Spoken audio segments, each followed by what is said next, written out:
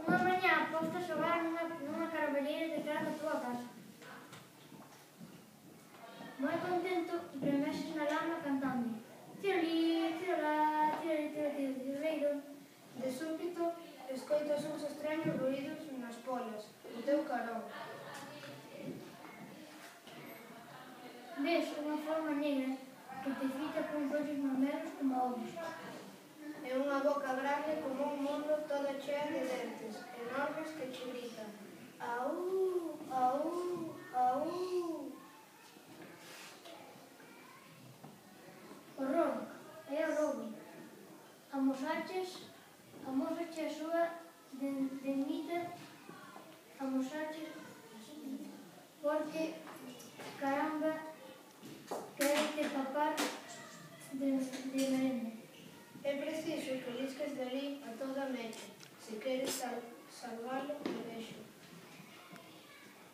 Pero é dificilísimo correr por medio dos pedregullos, rodeado de todos os asillos. O peor é que o lobo bota a correr detrás túa. Non, de aí vai, que caeches ao chan. Ti o ves como alenta máis preto, cada vez máis preto, as túas costas. Tes o tempo xusto de engancharte nunha polea que había por aquí. Uf, escapache dunha boa.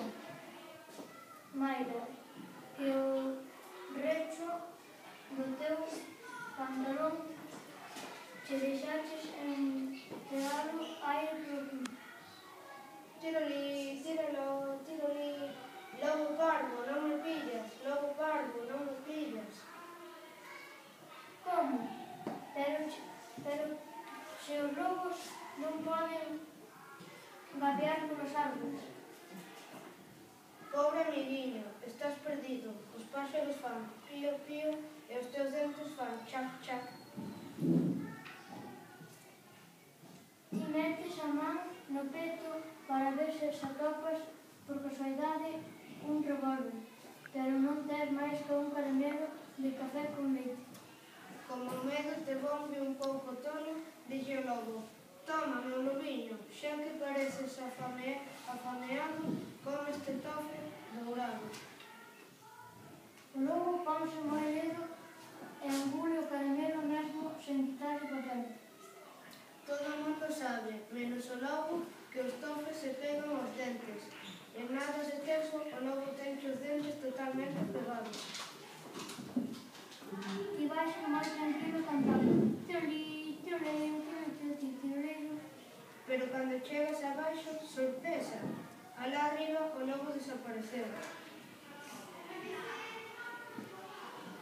É normal porque en Galicia os lobos son bons, a non ser que nos contos para menos. Así que xa podedes ir xogar